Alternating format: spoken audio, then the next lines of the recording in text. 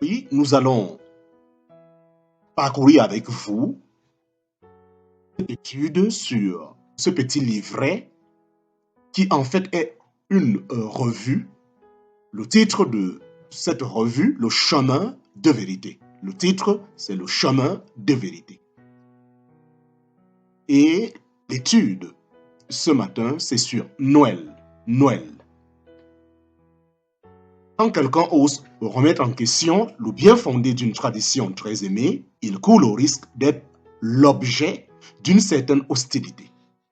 L'émotion favorable qui s'attache à certaines pratiques traditionnelles est parfois si forte que l'on a du mal à aborder le sujet de ces pratiques de façon objective. On rencontre cette attitude même parmi les gens qui reconnaissent en général l'importance de suivre la parole de Dieu plutôt que les pensées humaines. Ce n'est donc pas tout le monde qui accepterait d'entreprendre une étude qui risque de ne pas confirmer toutes leurs croyances et appuyer leurs différentes pratiques en ce qui concerne des fêtes religieuses comme Noël, une fête que des millions de personnes ont aimée ardemment depuis leur enfance. Et quant à nos lecteurs, quoique nous parlons ainsi, bien-aimés, nous attendons pour ce qui vous concerne des choses meilleures et favorables au salut. En parenthèse, Hébreux chapitre 6, verset 9. Nous sommes confiants que vous suivrez le conseil de 1 Thessaloniciens chapitre 5, verset 21 à 22. Examinez toutes choses, retenez ce qui est bon, abstenez-vous de toute espèce de mal. Vous aurez des sentiments nobles comme ceux des Juifs de Bérée qui examinaient chaque jour les Écritures pour voir si ce qu'on leur disait était exact. En parenthèse, Actes chapitre 17, verset 11. Conscient du fait que Jésus accusait d'autres adorateurs de Dieu d'abandonner le commandement de Dieu et d'observer la tradition des hommes. En parenthèse, Marc chapitre 7, verset 8. Vous reconnaîtrez que le danger de tomber dans la même erreur est réel et que l'on ne peut pas se permettre de perdre son objectivité. Un silence surprenant. Un silence surprenant. Aux yeux du monde, l'un des jours de l'année les plus importants pour les chrétiens est sans aucun doute la fête de Noël, censée marquer la naissance de Jésus-Christ. Beaucoup passent des semaines à préparer ce jour par des activités de l'avant et l'organisation d'une grande variété d'activités et de spectacles offerts dans les églises et d'autres lieux publics. On s'attendrait donc à trouver un enseignement plus ou moins approfondi dans les pages du Nouveau Testament concernant ce jour saint. En réalité, la Bible garde un silence absolu concernant une quelconque célébration de l'anniversaire de naissance du Seigneur Jésus, qu'on la désigne par le nom de Noël ou par une autre appellation. Certes, les évangiles de Matthieu et de Luc nous parlent de la naissance de Jésus à Bethléem, mais aucun passage ne suggère que les premiers chrétiens marquaient l'anniversaire de ce jour de quelque manière que ce soit. Ni Jésus, ni ses apôtres, ni les autres auteurs inspirés n'ont demandé aux hommes d'observer la Noël. Aucun verset n'indique le jour de l'année, ni même le mois où Jésus est né. Aucun passage ne contient des instructions sur la manière prescrite par Dieu pour sanctifier ce jour. Face à cette réalité, nul ne peut nier qu'il s'agit d'une observation d'origine humaine. C'est la pensée qui compte. C'est la pensée qui compte. Mais est-ce qu'il est important de savoir si cette fête a été ordonnée par Dieu? Ce qui compte, c'est le désir d'honorer notre Sauveur et de manifester notre joie à l'égard de sa venue dans ce monde. Condamné par le péché, n'est-ce pas? Pas forcément.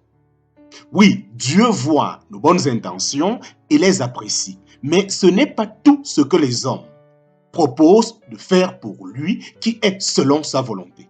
Le roi David voulut construire un temple à l'homme Le roi David voulut construire un temple à l'honneur de son Dieu.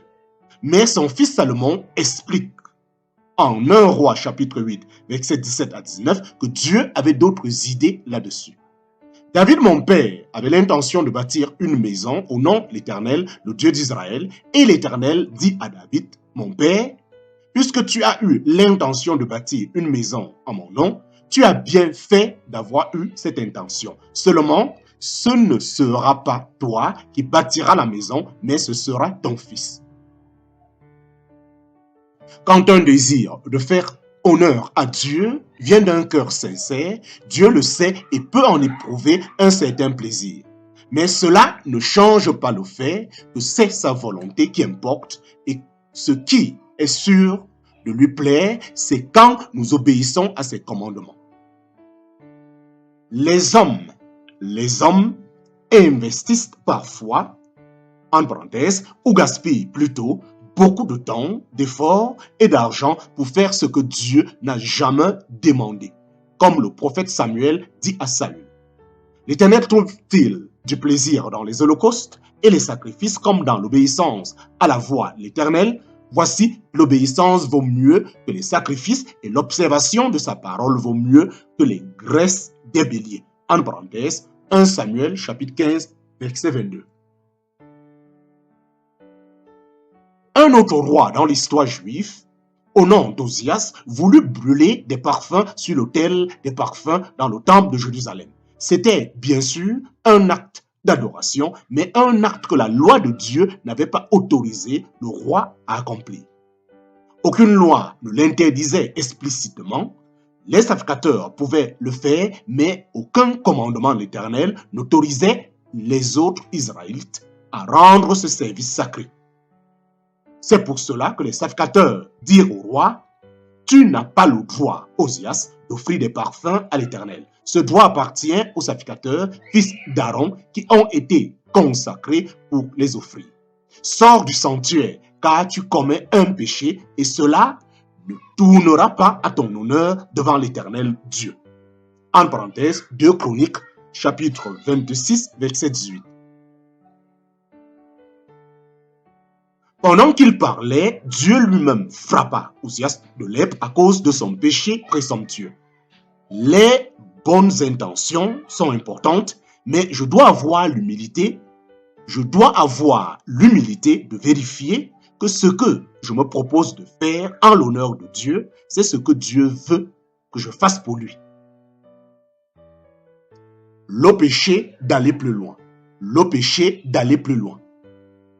On pourrait raisonner qu'il est possible de faire pour Dieu ce qu'il n'a pas demandé, sans pour autant lui désobéir. Mais cette façon de raisonner est dangereuse à la lumière des avertissements clairs dans les Écritures. Vous n'ajoutez rien à ce que je vous prescris et vous n'en retrancherez rien. Mais vous observerez les commandements de l'Éternel, votre Dieu, tels que je vous les prescris. En parenthèse, Deutéronome chapitre 4, verset 2. Remarquez que le contraire de ne rien ajouter et n'en rien retrancher, c'est d'observer les commandements tels que Dieu nous les donne. N'ajoutez rien à ces paroles de peur qu'ils ne te reprennent et que tu ne sois trouvé menteur. En parenthèse, Proverbe chapitre 30, verset 6. C'est en vain qu'ils m'honorent en enseignant des préceptes qui sont des commandements d'hommes. En parenthèse, Matthieu chapitre 15, verset 9. Afin que vous appreniez à ne pas aller au-delà de ce qui est écrit, en parenthèse, 1 Corinthiens chapitre 4, verset 6. Et quoi que vous fassiez en parole ou en œuvre, faites tout au nom du Seigneur Jésus, en parenthèse, Colossiens chapitre 3, verset 17. Peut-on faire au nom du Seigneur ce que le Seigneur n'a jamais autorisé? Une interrogation. Quiconque va plus loin et ne demeure pas dans l'enseignement de Christ n'a point Dieu. Celui qui demeure dans cet enseignement a le Père et le Fils, en parenthèse, 2 Jean chapitre 9. 2 Jean verset 9. Est-il possible qu'une pratique que ni Jésus ni ses porte-paroles inspirés n'ont jamais mentionné fasse partie de l'enseignement de Christ?